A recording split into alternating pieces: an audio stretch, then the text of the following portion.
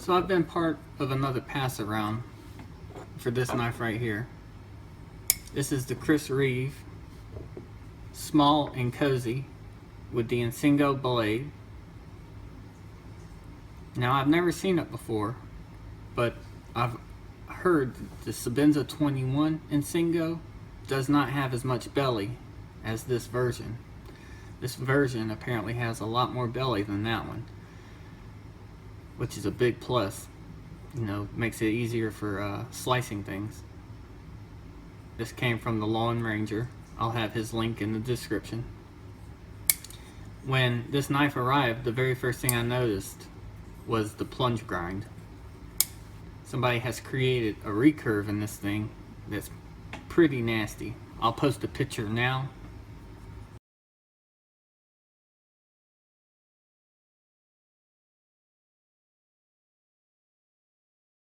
As you can see, somebody did a very, very bad thing sharpening this guy.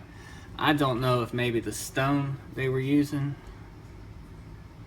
was going to hit the thumb stud, possibly hit the frame of the knife. I don't know, but they created something that did not need to be there. The plunge shadow looks like it stops right at the edge of the knife where that point of that recurve begins. So it was completely unnecessary. The next thing I noticed was opening this thing. I don't know if it's the pivot or what, but this thing is a pain in the ass to get open, at least for me. I've got to really get in there and dig in to get it out. And if you ever watch Nothing Fancy, he talks about volcano issues with the thumb studs, and here you go. This is candidate number 1 for volcano issues. It looks just like a volcano, and man, does it hurt. Now, I noticed that very same problem when I first picked up my Sebenza 21, and the way I overcame it was putting my thumb in between the thumb stud and the frame and getting it to break the detent. Sometimes I use 2 fingers, as you saw right there, but getting my thumb in there and pushing it out, not with the thumb stud, but with the blade itself. And then to flick it, I flick it like you flick a quarter. I just get in there, flick it like a quarter. I'm not the biggest CRK fan. I sent this knife in to get a blade replacement, which costs, I believe, $150. They got back to me and told me since I used Scotch-Brite and removed the anodized coating, or the bead blast anodized coating on the titanium scales, that my knife was no longer under warranty. And because I anodized it, that also voided the warranty. So I'm stuck with this knife until I get rid of it. The reason I wanted to get the blade replaced is because when I first got the Edge Pro, I used this knife as the guinea pig to learn how to sharpen. I noticed right offhand the steel was very soft, and as I apexed the knife, it kept turning black and crumbling away. I have never ever seen that happen on any other knife. This is the only knife that's occurred with, and what I ended up doing is just convexing this main belly and tip just to get an edge on it, because I could not get it to apex on the Edge Pro with a true V bevel. See if you guys can see kind of my sharpening job on this. So I wanted to get this blade replaced because I heard that they changed their heat treating method and that the steel is much better.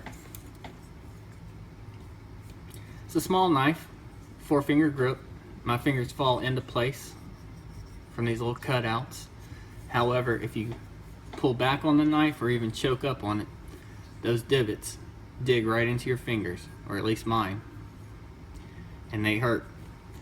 If I were in the market for a knife of this size, I would avoid this one and go with the small Sebenza 21 Insingo. The frame is just more ergonomic in my opinion. However, I would probably steer clear of CRK period, just because of the warranty issue I had. I'm gonna bring you guys down closer. I want you to get a look at this Plunge Grind and then we'll do some size comparisons for some other knives. So here you can see that recurve pretty well. I have no idea why that was done the way it was done. If you can see this shining light right here, as it curves, it stops right at the base of that edge. And for those of you who don't know what a plunge grind is, when they're grinding this main blade of the knife, and say they've got a belt sander,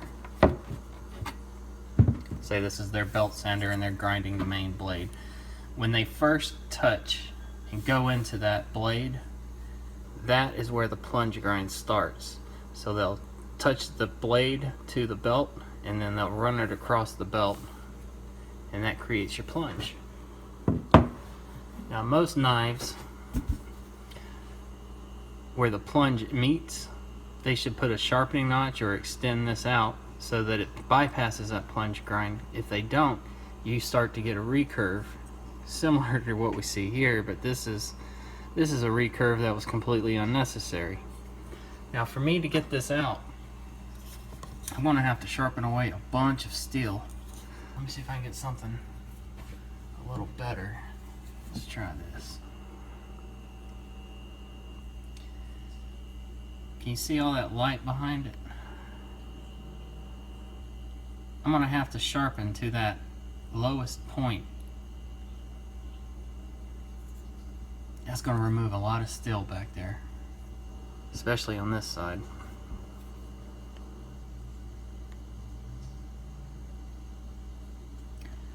Honestly, I don't know if I'm comfortable doing that.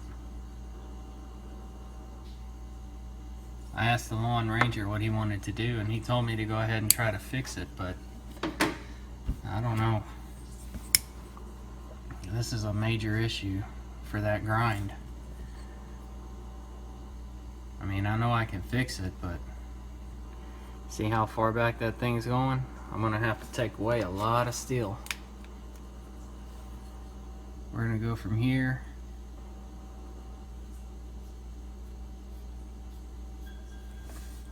I'm gonna have to remove at least that much just to make it look normal again. So other than that blade grind issue, the knife is pretty much flawless. I mean, it's everything you would expect a Chris Reeve knife to be. It's got that chalky anodized titanium that I absolutely hate. Just smooth, hydraulic-like action. Although, like I said, the pivot does feel really tight to me. It's got thumb studs on both sides. That's kind of a plus. My Sebenza only has one thumb stud. Like I said, you can open it with just the jimping, almost like a front flipper. I got a few comparisons here I'm going to show it next to. So of course we got the standard 21.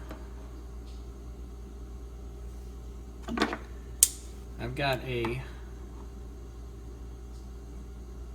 mini Kalashnikov and a Protect Bren. Got some good old standbys. Paramilitary 2, which is massive compared to it. Benchmade 940.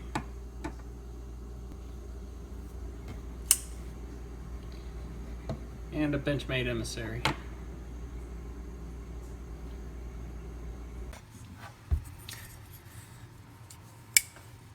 I ground out as much as I could to get this thing as straight as I could.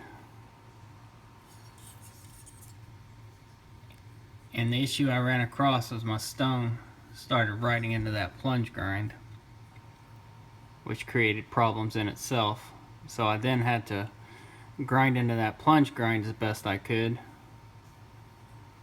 to get that out. This side's actually looking fairly decent. It's not great. There's a lot of stuff I'd like to change and fix, but I just don't have the material to do it. This side is the worst. What I had to do was grind this at an angle and roll it into the plunge grind. Just looking at the knife though, You can barely notice it. Most folks wouldn't even know it was there unless you pointed it out to them. I did get the edge straight. However, the very, very base of that tip, the back edge, I was not quite able to get as well as I would like. Again, this edge is riding into the plunge grind now, so I started getting grinding down in this area. Same thing on this side. You see how it starts to flare out right here at the base, right at the very end. Starts flaring out, and then it started riding into the plunge grind. Now some of this was caused by me, but some of it was caused by whoever sharpened it and had that recurve left in there. So the stop pin is still engaging the blade where it should. There's no issue affecting the lockup or the action or anything like that. There's just not enough material to take away to make that look better. You can see that little bit of a hump still in it. I'd like to remove that, make this as round as I could, but like the Benchmade 940, that area is just not going to allow it. I think it looks better than the recurve. Some may disagree with me. I think I bit off a little more than I could chew trying to fix this guy. But you live and learn.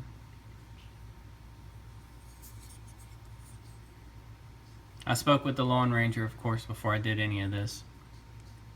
I let him know what was going on, showed him pictures, let him know what I'd had to do. And he told me to go ahead and give it a shot. So this is where we stand. I should have tested the edge beforehand, but we're gonna go ahead and test it now. So the edge, before I got a hold of it, had a few little nicks in it. I'm not marking any spot, I'm just gonna start testing randomly. And it's 85.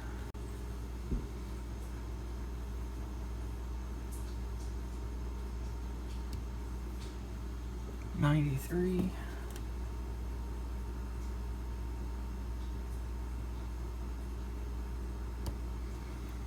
$138. Now I'm gonna start testing in the tip area, or the belly, whatever you want to call it. 81.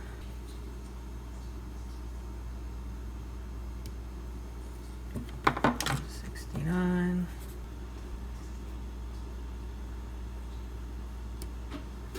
$63.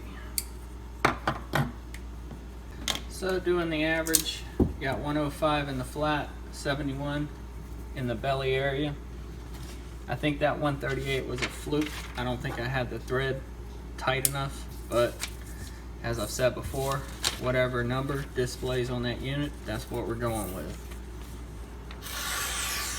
It's definitely way sharper than what it was.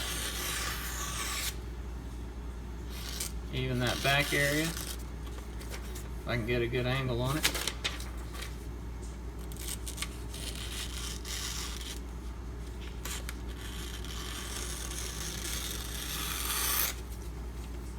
And that's where we had that funky recurve.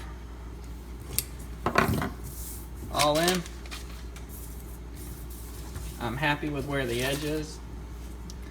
If you guys have any questions or comments, as always, leave them below. I appreciate you watching. Y'all have a good one.